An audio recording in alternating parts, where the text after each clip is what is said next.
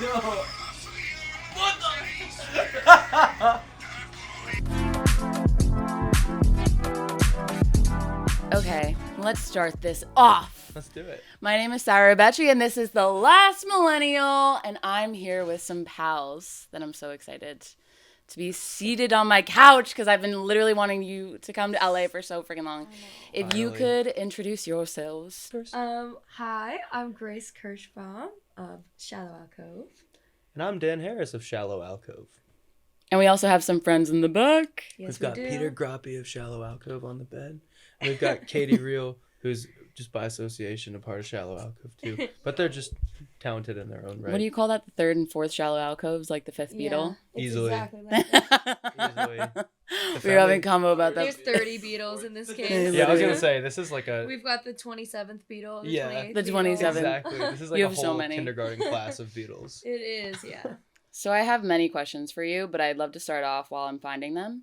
How did you guys come together? I mean, I know, but like, I would love to talk to you about your meet cute, you know? You want to take this one? Well, I guess we met in class, and we were not paying attention, and we weren't doing the work that we were supposed to do, and then we started talking about Bon Iver. Yeah, we were like we were in two different majors. I was in like one music business major, and you were just like, I guess, more like performance driven, music-y. So we had the same class. We were going over contracts. And we didn't want to do it. Yeah, it was crazy. Grace was just like, blah, blah, blah, Bon Iver. And I was like, say it louder. Say it again. Let's talk about Say it Bon louder Iver. for the people in the back. For the people in the back, being me. And yeah, that is kind of how it started. Yeah. And then I came over to your house one night, and I played you a song. Yes. Yeah, like, shortly thereafter. Yes. And I had not really shown many people ever my songs. Yeah. I was very nervous. And that song later came to be our first single. Why did you feel so safe with Dan to show it? You hadn't shown it to anyone before, but you were like, Dan is the one. I don't know. I just think your presence is so like welcoming and like intoxicating that I was like, Thank you. Like as soon as I met you, I was Likewise. just like, I just want to be around you. The feeling was wildly mutual, I would say. Yeah. It was kind of just like when we first met in class that day, it was like, oh my God, there's another. There's another one. We were just like, You're like, hi. we had so much to talk about. And then we just talked about music and was like, we kind of just got into the conversation of like, oh, we should like maybe sing together. And I guess I had a song with the then existent lineup of Shallow. Pre-Grace. Yeah, pre-Grace. PG. Yeah, exactly. Yeah, PG. The PG era. And then she came over and was like, whoa, you sound really good singing these songs. And then I guess we were just like, what are you writing? Yeah. And you were like, oh. I was like, I've never showed anybody my music before ever. Yeah, it's like the best fucking song ever. So like, here I go. So what song was it? It was Your Star. It was the first single, Yeah. with Grace. And actually, Yeah.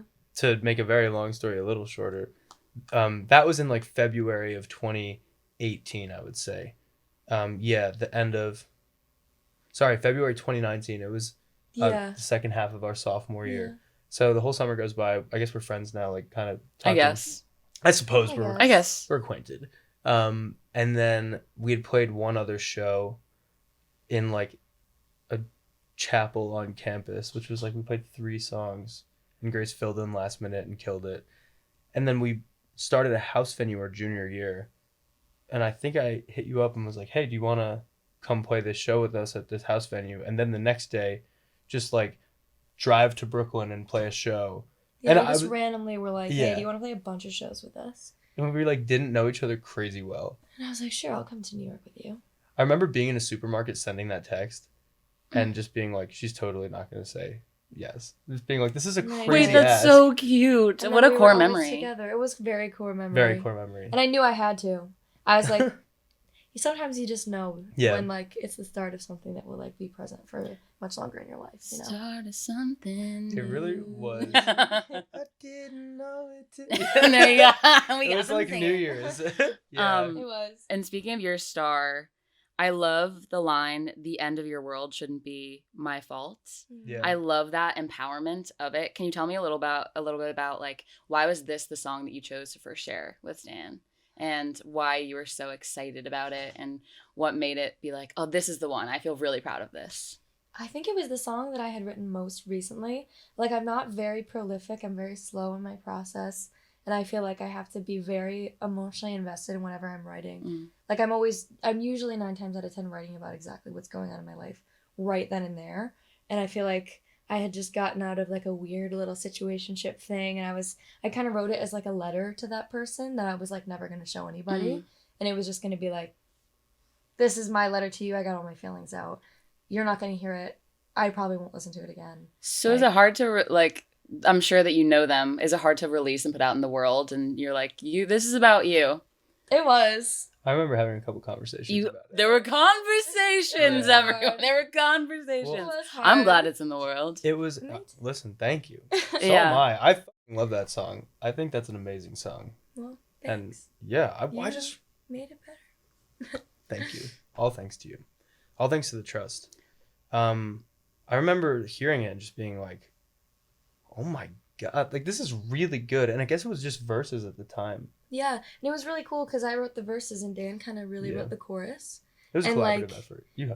But still, it was cool that like he like took my experience that I kind of just like vented to you about this whole situation, and I showed you like the beginnings of the song, and like you're the person that actually wrote the end of your world shouldn't be my fault, even though it was about my life and something that I went through. You were able to like sum it up into a chorus and into like a moment that like really represented it. I feel like I think it was because I had at a similar time gone through like a weird ending of a situationship and was just like, it just hit me like a brick wall. Yeah. What like the verses, and I was just like, it was one of these weird moments. Yeah, exactly. It was so like in sync, and I thought it was so weird that like this song and your writing in general still is so specific, but so relatable, and I thought it was really cool. Awesome. And then I remember junior year after we'd played these shows, I guess we started working on that song, and we were in like the little nook of the house venue that we ran that Katie, like, she like built out this area that she called the nook. Yeah, shout out Katie. What did she build out? Wait, talk. It was there was like this little what's happening? Yeah, as if everyone knows what the nook was in this random attic in Syracuse. It was like this area on the 3rd floor of our house, where Katie and our friend who also plays in the band Griffin, where they were living, and there was this little like, I don't know, it's probably like 3 or 4 feet tall, and like Katie threw like a mattress in there and just like a bunch of pillows and made it like this little like open, like a beautiful little fort. Yeah, with like a little window. I remember like chilling up there writing it. Yeah. And just working through it. Also, in the attic of your room. Yeah. I remember sitting in the corner there, like on the ground, just working through it. Yeah, it came to life in a lot of old Syracuse houses that we love very much. Oh my God. It's where the ghosts come in your lyrics, like the haunting, because those buildings and houses are so old. Yeah, so old, and they've had like so many parties in them. Yes, exactly. They're like the floors are gonna fall through. Yeah, the energy is very palpable when you go into those houses. Yeah, they like. There's the whole saying like, if these walls could talk. I just feel like the walls scream at you. Screaming. Well, because like the furniture is recycled as well, and like there's so much life that's been lived into these poor pieces of furniture. Poor pieces of furniture. Yeah. Oh my God. Okay, so this reminds me of another lyric from Blonde Face. Yeah. When you go, you're like, you have this like beautiful like singing voice. I'm like, oh, this is so nice. And then I was like listening to it this morning, and it was like, in the wrong place at the wrong time is where it starts out. Where are my friends? Someone was probably murdered on the couch where you're making out with him. Murdered on the couch. I was like, what is happening? I was like, wait, did she just... I was like, what? I was thinking, do you remember the house venue, The End at Yes, Syracuse? That's what I was thinking of. They had those couches up in the attic, and you always thought you were going to die up there. Yes. Like, I always thought it would be the last time in my life every time I went to a house party at the end. Oh my God, you're so fearless. I'm so brave. You're so brave. Brave for going to those parties. Yeah. Oh my God, yeah. And so you talked a little bit about your first collaboration. How do you come up and like work together on a song? Like, what's the starting process? Is it lyrics first, melody first? Do you come with lyrics and are like, Dan, help me out with this melody, or vice versa? Because I know you sent me, I think, Old Bones. Yeah. Way before like it came out, and then like it's so cool hearing you sing it because it sounds so different from when I first heard it. Yeah. What's your collaboration process like, or is it different for each song, or is it kind of start out the same? I'd say different every time. Yeah, different every time. I think the funniest thing is like once we find things that work, like I've had a couple instances where we like do something and the song comes together in a great way, and I'm like, wow, we finally cracked the code. And then the next song, Totally we just different. do, like, totally, yeah, No, totally. we got it awesome. now. Like we just wrote a song that like I like the like melody and lyrics of the first verse like came to me in a dream, and I kind of like woke up singing it, which doesn't usually happen. Like I feel like it happens, but you can never remember them. Yes. But I got it that one time. I had it in my hands, Yeah, and I like we've been working on it, and it was just a melody that or like melody Yeah. and lyrics with no like arrangement behind it, no guitar. It was just like completely like a cappella writing. And after that, like I've kind of been having a good time with like writing just a cappella and then bringing it to you and just being like, because I'm not like gifted with instruments. Like neither am I. yes, yeah, you the are. only place I really feel comfortable is my voice. So I feel like I've been trying to lean in a little bit more and just like. I will just say for the record, she's very comfortable. I always say that she's such a good guitar player because there are No. people that are like so over-taught how to play, and I'm she certainly found. not over top. But you totally do what works for you. Like something that's so awesome is like you play a lot in open tunings, Mm-hmm. and so do I. And I feel like open tunings are so vocal, and like I feel like the melodies just are like within the open strings. I'm trying to say this in a way that sounds less heady, like. You can make it heady and then bring it back. Yeah, I mean, I guess when you're playing in an open tuning, like you strum and it is a chord. Most melodies are written from notes within a chord anyway. Mm-hmm. And Just easy. yeah, but I feel like that's why the songs sound so like the melody is always the first thing that I listen for. And I feel like your 'cause sense of melody. I'm not trying to like Yeah. overplay on guitar because I can't. Yeah. So Yeah. I think the that's what I melodies like. always come first for us. I feel Yeah. like. I love that though. And I think that sometimes too with that, like with Old Bones, you wrote that in an open tuning. It was just like these. It was, oh my God, Old Bones is a really cool story. It was initially 2 different verses entirely Yeah. that she had brought me, and I was like, damn, these are really good. And we were sitting in my living room, and we wrote this chorus, and then a few months later, we brought it back, and we were like, these verses are good, but like, maybe this chorus is like different and like really hitting hard. And then we totally rewrote like everything in the verses, melody, chords, lyrics. Yeah, so it's so different every time. Yeah. Like it always is like gonna be a different process per song, which I like. No, I It's like that. exciting. Mm-hmm. I was looking at, because I was like, what did I have to say about this? And one is that I feel like a ghost in a party hat, which is their merch. True. Exclusive. Yeah. No one's ever going to have it again. No. Never. I love the exclusive merch. And I loves love that you. you make your own too. Yeah. You got your keychain.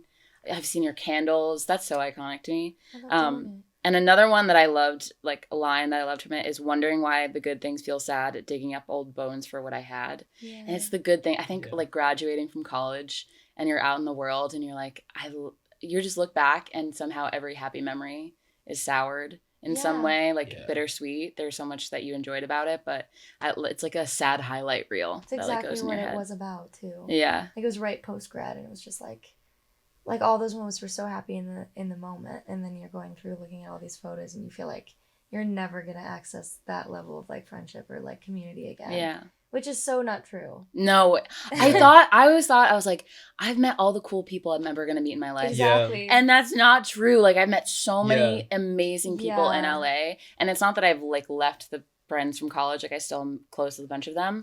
But I was like, I'm never going to meet my best friends again. No, like they're gone. they're gone. They're Yeah. done. Like they're in New York. Yeah. Everything's downhill from here. I totally agree. I Yeah. feel like the Old Bones was like that mindset of looking at it with such like a sense of scarcity, being like, oh, I had this good thing and now it's gone. I'm never gonna Yeah. get it again. But like in practice, I like to think about it as like in more of a sense of abundance. Like if Yeah. this happened once, it's totally gonna happen again. Like if I met these people that I love and I had these magical experiences in this place once, that's proof that it can Yeah. and will happen again. Yeah. But Old Bones was just really diving in on that like negative feeling that you do have that you can't help but feel after Yeah. you move away from all your friends. I love that too, because you guys are pumping out so much great content songs, and I'm sure you have somewhat of that fear of like, what if I can never write this song again? Yeah. But you're Yeah. constantly working all the time. And I read The Creative Act by Rick Rubin, and this is one of the Very cool. Yeah. topics in it talking about a lot of artists are worried about that, but like you are creative beings. Like you will always have a creative flow even when you have a dry spell or anything that goes on. It's so hard to believe it. It's so hard. You're always gonna be back. Yeah. You can always write another song. But every time you write a song, you're like, well, guess that was the last one. Yeah. Guess I'll never do that again. I also think too, for a long time, like something that you really like kind of brought me back down to earth about was like I would get so focused on like just like the one, like writing the hit and like making sure that every song was like could be the one. And we've talked about this ad nauseum now, but you were like, well, not everything has to be prolific and like earth shattering, and the best music. Yeah, because like your everyday life is not like you're not every single day of your life experiencing the craziest thing you'll ever experience. Yeah, that's so like, unrealistic to. It's so unrealistic. Like it's better to write about your everyday, or like not hope for like the once in a lifetime experience and wait for the once in a lifetime experiences to like write a song about. That's so cool. I have a coworker. I'm a video producer, so I do interviews all the time, and I'm very similar. I'm hard work ethic, and I want to hit the ball out of the park. And another producer who I admire so much, his name is Brett. He's awesome. He was like, it's not about hitting home runs. He was like, if your batting average is hitting singles and getting on base, like that's what you want. Like that's doubles and triples, like that's the happy medium. You can't. That's not attainable or sustainable to get those big hits all the time. It's like I said this to you the other day after the show. Like I can't remember who of Boy Genius said it, but it was something like people that make the best art don't have more of the best ideas. They just say all of their ideas. Yeah. It's not that they're just blessed with more great ideas. Yeah. It's just that they're saying each and every one of them, and they're feeling free enough to say those things, and then they can find those good ones out of there. They're not like. Did I tell that to you too when I was saying with Matt Damon? Yes. Matt Damon had a interview with some outlet that I saw on Instagram a long time ago, when he was talking about working with Ben Affleck on Good Will Hunting and how they were writing it. And Ben said to him, don't judge me for my bad ideas, judge me for my good ideas. Yeah. And that just opens up so much permission to experiment. Otherwise, like how many moments are you missing out on, and how many things that you could be so proud of are you missing out on if you're like afraid to share it? Exactly. I think what you guys have too, you have such a beautiful collaboration because there's a lot of safety from what I see in it. Thanks. I mean, that's true. Yeah, it's definitely true. And something that I think we value most is like, I think the ability to be honest. Yeah. Without the necessity of being like brutally honest. Like you got to keep your mind open enough that you'll actually hear the other person. Yeah, and you have to be like, I feel like I have such a worry about I'm such a people pleaser. Like I'm a woman, and I feel like being raised in the world as a woman, you never want to upset anybody, and you never want to like tell somebody that you don't like something. And like you give me so much space to be honest. I feel like I've never been able to collaborate with somebody else because I'm so scared of telling them that I don't like something. Yeah. And like you give me so much freedom to be like, hey, I don't like that. And you're like, cool, I have 70 other ideas that I just came up with in the last 60 seconds. You're shooting ideas all the time. Yeah. And I'm so safe to be like, no. Well, that's actually like, there was a story recently that I think of when we were doing Wishes on Weeds. I was like at the control desk, and Grace was singing in another room, so we couldn't see each other, but we were communicating through like the microphones. Mm-hmm. And I was just like, what if you do like, nah, nah, nah, like sang some shit? And there was this pause, and Grace was like, nah. And then it's like, no. Which I like, people in my life know that I am such a people pleaser, and I will literally go to great lengths because I don't want to say no, or because I don't want to say I don't like something. And I've never felt that way with you. Like you're just so, because you have a million ideas. You don't get too attached to one thing. You're just doing exactly like what these quotes that we're referencing are telling you to do. You're always putting out more ideas, not getting too attached, and like that like freedom for me to be honest and like not worry that you're going to be like mean or like upset or hurt is like so nice. Do you think that comes from your overzealous nature to collaborate with everyone? Like I think is it because like you're in so many bands, like doing guitar, playing different instruments and all of that? Does that helped you to be in more of that open space? Yeah, I think definitely. I've always loved just like playing my friends' music. We talk about it all the time. Our favorite songwriters are the people that play in our band and like in our friend group. So I think it definitely does. And I think the one thing that I keep in mind 1000% of the time is that as much as I might like an idea of mine, it's way more important that you not put words in an artist's mouth. And that was something I feel like we kind of established early on, or like I was very conscious of when you showed me a song like Your Star, because it obviously was very personal and like very vulnerable. And like it's coming through, like I'm singing it. Yeah. Like you're never going to make me sing something that I don't feel connected to. Yeah. And I think that's like sort of how we wrote Old Bones too, because you had all these lyrics. I feel like you tend to write lyrics that we stick to. Like your lyrics are very thought out and very like thorough, like through to your core. They're very you.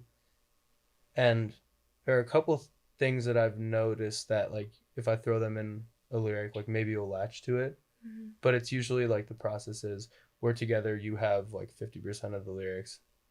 I get way too caffeinated and just say like 1,000 lyrics. Like we'll play like a loop or something. He's like pacing around the room, like offering like a million ideas. I'm like, what if it did this? What if we did that? What if we made a mega song of like 6 different songs that boiled down into one, but it's 30 minutes? And Grace is like, okay, or no. Or no. Or no. Great, because I'm passive and I don't have very many ideas, and you have a million.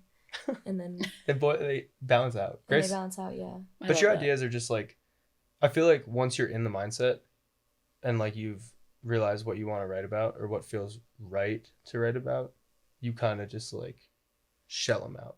Like your process is really solid. Very much like the kind of person that like writes a song in one sitting. Yeah. Would love to talk about the dream song. Would love to talk about hair. Let's start with hair. So Grace, I've noticed a lot of hair references. At least 4. We have First November Snow, where you say, quote, cut my hair myself. You said you never know. Blonde phase is all about hair. Macon, you say, cut my hair, and then it never grew. And Your Star says, told me you wanted to change your hair. You have a lot of hair references. Where does that, do you notice that in your own writing? Or? I feel like I did know that. I feel like hair is just so indicative of like where you are, like mentally, emotionally. Yeah. Like in your life. And I feel like it can be used in so many different ways. Like the amount of times I've like just chopped all my hair off because I needed to like feel something. Yeah. Or like just be like, this is a change that I can inflict on my life and my image of myself. Like just to have that agency. Yeah. It's so sick. Like to be able to just like change your whole. It's like therapy, cutting my hair, you know. Of course. Like I had the bad bangs before. We all have a bad bang. We've all had a bad bang. We love. You should get bangs. That'd be let's not say we did. That would be so good. He has the most beautiful hair in the entire world, and he won't get bangs. They would probably fall perfectly. Like they probably would. Like it would just be little like curtain. Yeah, little curtain bangs are different. The micro bangs are not for me. I don't think. I do love a micro bang though. In general. Got it. Love micro bangs. The idea of it. Yeah. Yeah. I love we love bangs. We really do. Everybody has to go through a bad bang phase. We love a risk. Because we love a risk. We do. Yeah. There's so many different like each one of those lyrics. I'm like, yeah. Oh yeah, like met my partner, our drummer, when I had horrible bangs, and he said he'd never know. Like he wouldn't know, and that's like such a sweet thing. Yeah. That is so like true. Just I don't know. That is so. And I love in the blonde phase like video where you're wearing this wig, wigged up. And also how Spotify has that preview when you're listening to a song and it shows the small video. It's Grace in 100 different like wig outfits, like doing little cute things. Yeah. And then it's just you like in a cowboy hat. Chilling. Like, the Girls at Parties canvas is so funny. So funny. Oh, it was Girls at Parties. Yeah. Got it wrong. So that was wrong. The whole like little thing is that like Girls at Parties and Blonde Phase were like tied to each other, you know. Actually, that makes sense. All 3 of those songs on that little EP where it was like Girls at Parties, Blonde Phase, and First November Snow. Yeah. It's about college. Yeah.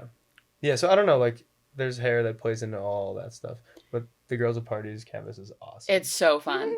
So this is another question that's been like boiling in my mind that I wanted to ask you. What's the strategy with all of these small releases? Because you had your first EP where you had like 5 or so songs on it. Then you came out with like Blonde Phase. We were just talking about the Girls at Parties, First November Snow, and like they're all these small little releases. Like, what's the strategy behind that? Because I was trying to play you like in sequential order, and like it just separates them in a weird way. There's so many singles. There definitely are. I want them. I mean, I don't. It's not giving you license to like hide your music into an album. I'm just like intrigued. It's just because the attention span of people is so small. Yeah. As of late, like with social media and TikTok and whatever, I feel like everybody's playing the single game of just like definitely singles market. Yeah, like just releasing like these small bits of work that people can really just like easily chew instead of like a whole body, especially because we're so small. And like we don't have access, like as much access to like creating like a full album or whatever.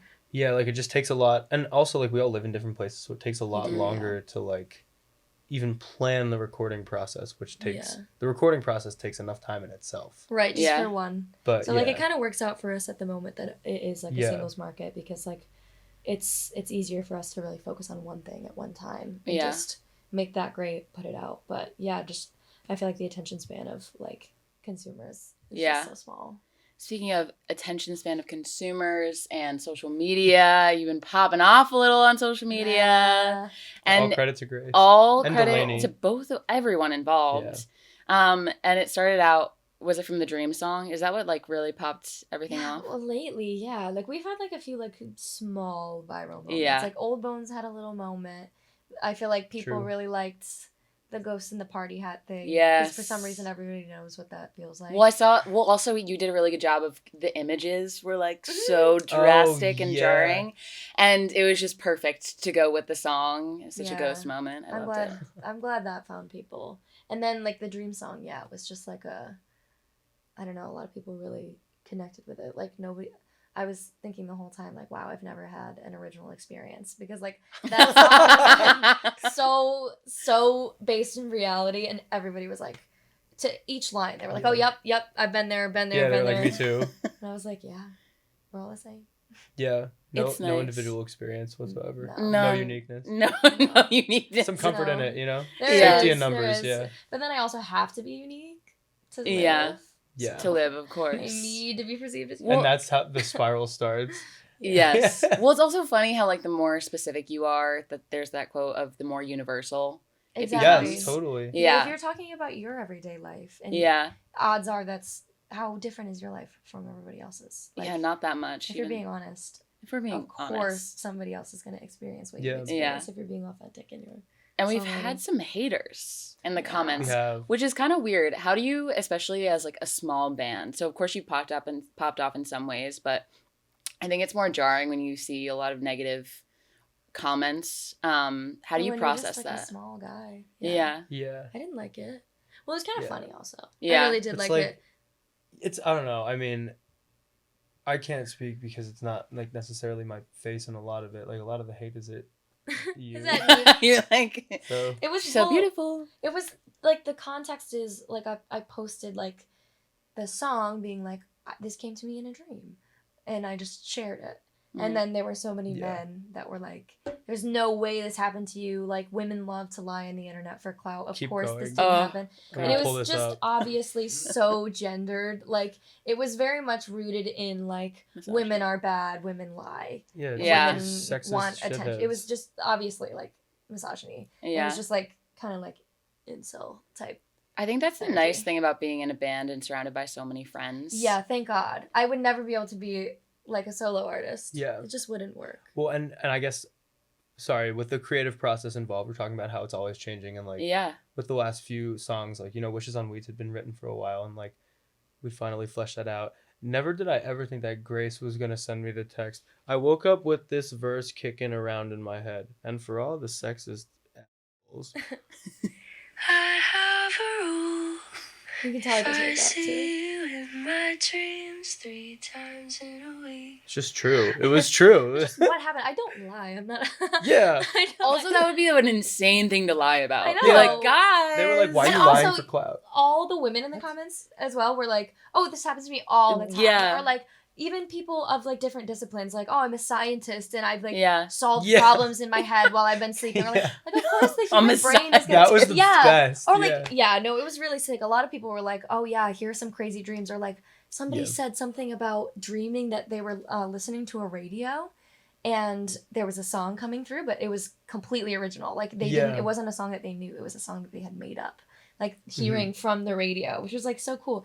Of course, people are creative. Yeah. And Yeah, they don't just whatever stop when they go to bed. No, and whatever they do and they spend like their whole days doing, it's gonna, of course, come into their dreams. So obviously, it was weird. It was obviously gendered. Yeah. And it was just like misogyny, which was Yeah. super weird. But it was really funny to watch everybody come to my defense. Well, Because we're so yeah. small, no one's Yeah. ever said anything bad about us before. So all of our friends were like, Yeah. they ripped them apart. The shale ailers. What do you call Yeah. your fans? It's What do kind of- I call Why? myself? I've What's been my wondering. identity? We don't know. Shales? There's only like 7. Shales? There's only no. There's more than that. It's growing slowly but Shales. surely. Because Yeah. they're known shale ale is for shallow Yeah, alcohol. Shale Ale, our yeah. nickname. But I guess the shale, like shales, but I don't even know what that means. Yeah. I don't But know. I'm down to be it, you know? That's you. Yeah. We gotta workshop Yeah, a name. I'm We'll trying to workshop like name. I'm like really going through my brain, like racking my brain to try and find something creative. That's what it's like to try and write a song. Yeah. It's just gonna involve like getting really caffeinated and spitting out 1,000 ideas until We'll come with it. So when you get inspiration, what are some of your favorite artists or favorite songs that maybe you brought into some of your songs? Like for me, when I've recently been recording for the first time with my friend Adam, who you know, Yeah, Adam Salkin. super cool. I would play him specific parts Whoa. of songs and be like, hey, I love this part. And I love like the way that Phoebe in this one song with Maddie Healy, there's like a trumpet in it. And it like reacts to her saying that like she has a crush. And I was like, I love the reaction of instruments to lyrics or something. Like what's one thing that you guys have incorporated or sent to each other or been excited about? What are our references? Like obviously Phoebe, of course. Yeah, definitely Phoebe. Recently, a lot of the Samia stuff I've been like obsessed with. Sammy is so good. Yeah. It's been like the Bible for me. Dude, her mom was in Hocus Pocus. Oh yeah. It was It's no so one good. talking about that. Like talk about that all the time. I am so like shook by it. And It's she's fucking sick. dating Briston Maroney, right? Yeah. Yeah, who's like he's amazing. He's Yeah. He's amazing. amazing. Sorry, continue. It's No, Samia. totally chill. I feel like just a lot of like just songwriter like centric stuff. Been listening to a lot of like the Indigo D'Souza stuff. Mm-hmm. Indigo We D'Souza love is her. so She's good. amazing. We love her. so much. Um, Or even just like bigger like pop gods like Casey Musgraves. yeah. Or, like, Oh my god, a lot of Casey. yeah. Or even Um, like Taylor. yeah, especially melodically. Like Yeah. I feel like we listen to a lot of pop stuff to try and get inspired by melody because, I mean, it's just like sticky. Like the rule is if it'll stick Yeah. in your head, like Yeah. people will listen. You know, Yeah. not that we. I love pop.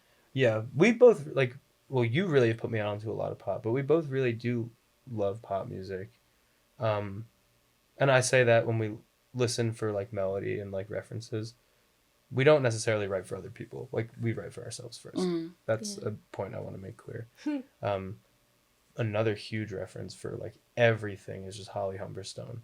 Specifically, Love Holly Humberstone. yeah, you showed me her and you've so good. ruined my life in the best way. Ruined. I know I did. Ugh, I had to. yeah, It reference was her. my for civic everything. duty. Yeah. What was the album that we were talking about earlier that you were really excited about? Oh, there was that's like a deep cut album called The Hospice by the Antlers. It's kind of like a culty following. I love a culty following. Yeah, well that's funny because I like us too, first of all. Yeah. But I think a lot of the first records that I got really into, I guess maybe we got really into at separate times of our lives, it seems, were like Iron and Wine records, like these really like specific sounding records. Yeah. Some Elliott Smith stuff, Bon Iver, and Forever Ago, my favorite album of all time. Turned 16 today. Did. Oh my gosh. Yeah. Happy birthday. Today is Right? July I don't even know. 9? 9. Yeah. It's I 9. was gonna say 7th, but it's, that was the day of the show. Yeah. July. It's Taylor Swift Day. It literally is. Yeah, damn. Yeah, it's. I won't go into it. We can get into it. Everybody who knows knows. But I want to say like real fast about like our influences too. There are certain albums and artists that I feel like maybe we've started to hold sacred that like I really make an effort to not pull from, because I think like the big ones for me are like Bon Iver and Fleet Foxes. Like I was getting really bogged down by sessions and like just trying to make things sound good and appealing for so long that like I needed to recenter myself and be like, what actually got me into music? These are those records. Like I don't want to touch those, because I'm sure that we're influenced enough by what we like that it'll come out, but I never want to try and replicate the Bible, you know? You were trying to be too perfect and specific. Yeah. I don't know if that like totally makes sense, but it does. It does. I think because that the Teddy Roosevelt quote that has been on my mind recently, comparison is the thief of joy. Whoa. And especially with social media and stuff. And I think sometimes it's nice like to embody an artist and be like, I want to try this style. To have and a reference. and like to also put yourself maybe in an uncomfortable place and have like a target of where you want to be and be like, oh, that worked or that didn't work. But when it's someone that you love so much and look towards, and then you start like, you're never going to be them. And then it's just so sad. Yeah. And you're also like holding yourself to this unrealistic standard because they didn't even know what they were doing when they were first creating it. Like they didn't have that plan in mind. Right. Totally. So that's what's more difficult. Also, like we as a band really love this band called the Roaches. Oh my God. That we like really look to for like vocal inspiration, like vocal harmony inspiration, because we have like a lot of singers in our band, especially like live, and they are a band of sisters, probably like the 70s. Yeah, I think so. They're from New Jersey. Yeah, they're awesome. New Jersey. Dan's from Montclair. I'm from Bridgewater. Where are you from? No. I'm from Syracuse, New York. Sure, duh. We talked about that. Yeah. Peter's from Jersey though. Peter, where are you from? I'm from Springfield. Springfield, I wish I knew where that Not was. a Jersey. I don't know anything about Jersey sometimes. The Jersey conversation is like, oh, cool. And then someone's like, yeah, it's near this. And you're like, oh, what's your exit? Yeah. And then everyone's like, okay, but I'm not even cool enough for that. Like, I could say my exit, 14. Go ahead. B. 14B? Yeah. Okay, hell yeah. It depends on which side, I guess. Yeah, which route? I think, which route you take? Route. Route? Are you like a root or route kind of person? I'm a root. Yeah, I'm like a Groot. pretentious shithead. Route. Yeah. No, I don't know. Proper of you, Dan. Yeah, very British. Yeah, I opt for British slang when I kind of sound smarter. True. Okay. No, not even. And unfortunately for all of you who missed it, y'all just had a show.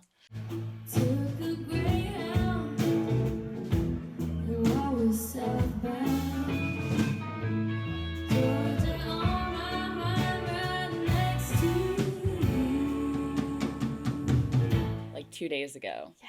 What was that like playing for the first time in LA? Because I've seen that you guys have been like popping up all around New York area, like playing shows.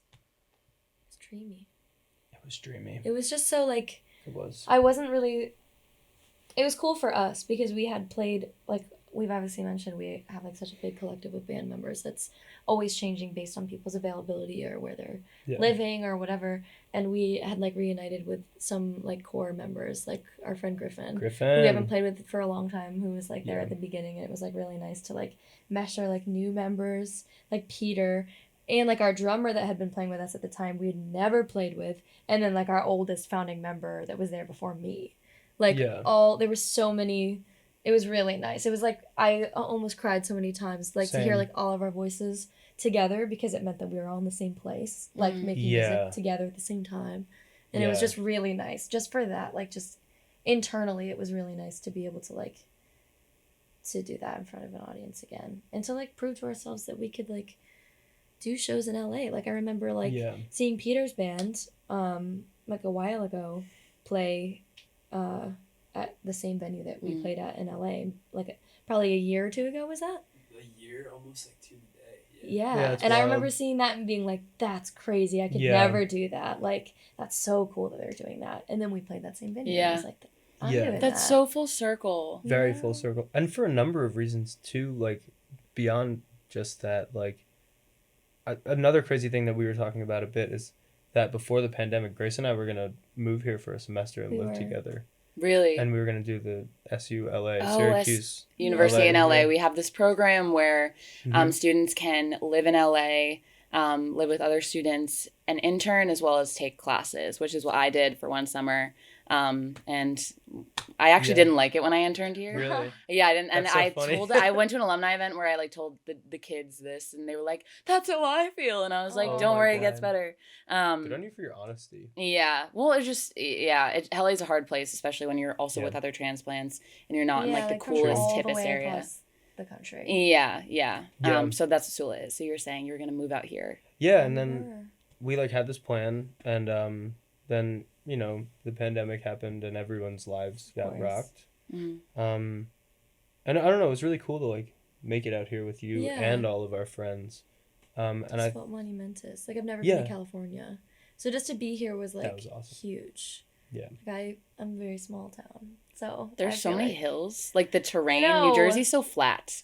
So when Oh I my got here, I was gosh. like, oh my gosh, it's beautiful. Yeah, like in Syracuse, it really can be beautiful. Like when you're like in Yeah. like, the farm country. Like Oh, totally. I know hills, but mountains. Yeah. Like when we landed and like somebody opened the window next to me, I was like, what is that? Like that's crazy. So I was just really psyched to be here. And they have fruit trees. They had lemon Yeah. trees where we were staying. Yeah. We were staying with our friend Katie.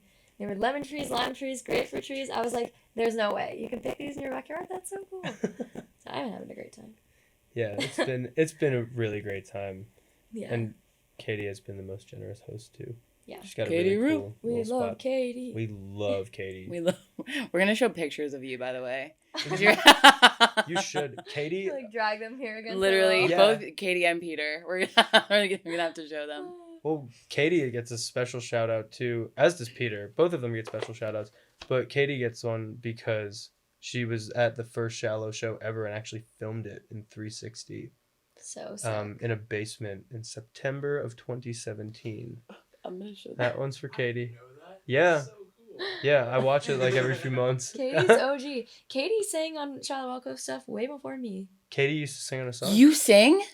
Mm-hmm. Yeah, she sings. Oh my god, bring it back. You're Yeah. telling me. Yeah, Oh, you yeah, go. I know. You're telling me. I know. This is exciting. Okay. Yeah, There's so Katie- much more. So, speaking of singing, talking, doing all the things, Yeah. album? Isn't that the great Is question? it? Isn't that the great question? Oh. What's happening now? Well, we're floating the idea of Yeah. coming to LA for like Certainly are. 3-4 weeks and maybe trying to cut an album, We'll Yeah. see. which could be really cool. Do you have unreleased stuff right now that you're still holding up? Yeah. We do. We're like, I think we're kind of working through like a bit of an EP, I would Mm. say. Yeah. That we're, Maybe like 5 or 6 songs. yeah, exactly. And like, that's gonna come out. I mean, the goal is to get it out after this little like tour that we have booked Mm. opening for the Hales. Shout out the Hales, Miami band, In did the great. fall. We're trying to get a little something out around then, but we really do want to like. I don't even know if it's like full LP or what it is. We just want the opportunity to get in with each other for a month and like Mm. work toward a greater body of something. Yeah, and be And- somewhere that we're not used to. and Yeah. Yeah. Be inspired by Heck new yeah. surroundings. So you know? maybe I'm- an album. You know I'm happy about it. I'll take anything. Yeah. We wanna feed you. Literally anything. I was gonna. Oh, another question I have. What is your favorite melody or verse that you've ever written? Oh my. Oh, I've got mine hands down. You Every- go first. Every time we sing the outro of Cicero Mills, Yeah. you can find me when it all comes crashing down. Just repeating it over and over. I think that like, I choke up every time we sing it. I'm getting choked up now talking about it. Is because I feel like there's like we described it like the band is like an ever changing family or ever growing, not changing. And I think that rings true. Is like as we move our separate ways and like go elsewhere, like you can always come back to us as like your friends first. It's definitely a Mhm. friends first kind of group over the music. And I don't know, it's really helpful to have like a group of people that you love playing music with that also is like such an incredible support system. Mm. And that song specifically gets me really emotional because we wrote it at such a low. We wrote it, me, Noah, and Grace were like kind of playing through it in my house. Noah's our drummer. Yeah, Noah's our drummer and beloved friend. Housemate and partner. And housemate and partner for others. Beloved friend. We're so close. We're really good friends. besties. Thank you so much. That's so funny. I didn't even realize that as I was saying it. Well, it's true. Yeah, totally It's true. true. But yeah, we were like kind of jamming on it in just like the full swing of the pandemic. We were like the first people we'd seen outside of the like family quarantines or whatever. Yeah. And we like started playing it and ended up playing music and Sister O'Mel's until like 8 a.m. the next morning. Yeah, we were up all night writing that. Yeah. Like in a time where we weren't supposed to even be together. You know what I mean? Like we really were so isolated from people, and now we get to sing it to like crowds together. You know what I mean? Like it's so meaningful that we like wrote it in that situation, and now we get to like share it and sing it in like 3-part harmony with like our friends and the people that like came to see us, you know? Yeah, it's so cool. Like that to me is just, that's how we end most of our shows. Mm-hmm. And yeah, we get to sing it to brand new people. And I feel like that song is like just taking us many places. Yeah. You know, even if it's not like the hit. Yeah. Like that's definitely. Cool it's special to you. Yeah. What's your favorite? I'm curious.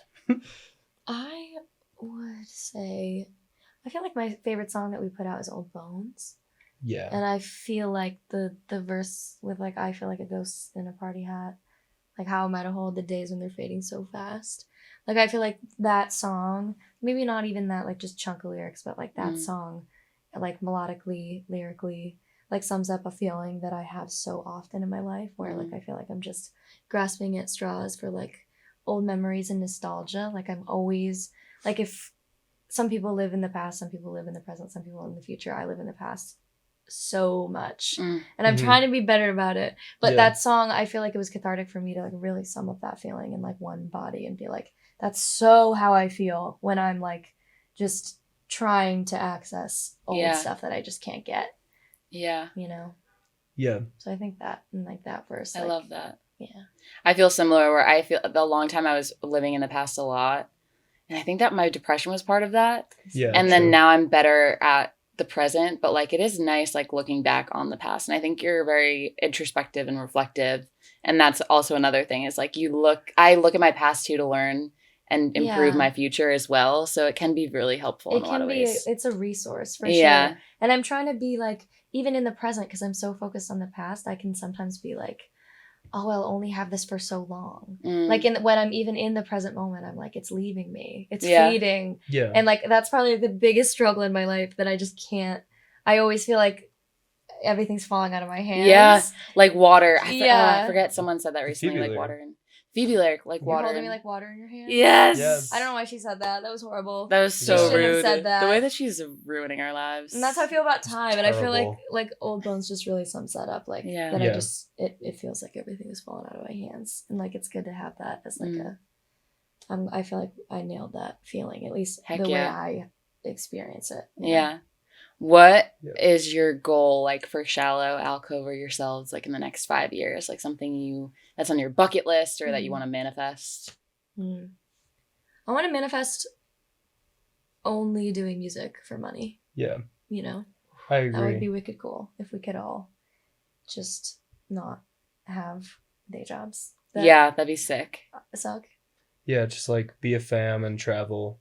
Yeah. We just want to be together. Is what it is. We really do. More than anything. Like we just want to be together and we want to make music and we want to definitely do a bunch of tours and be able to make that happen because we don't have other jobs, you know? Yeah. Thank you so much for being here today. Yeah. I just want to do this again. I'm like, we could go on and talk forever and I'm just going to have you back. Yeah. Let's do it. I'd love to come back. I just want to hang out with you. I just want to hang out with you. Literally in the, I can't even. Thank you so much for watching. Make sure to subscribe, follow The Last Millennial on all platforms. This is so much fun. Roll credits. And that's when the credits are going to roll. Hell yeah.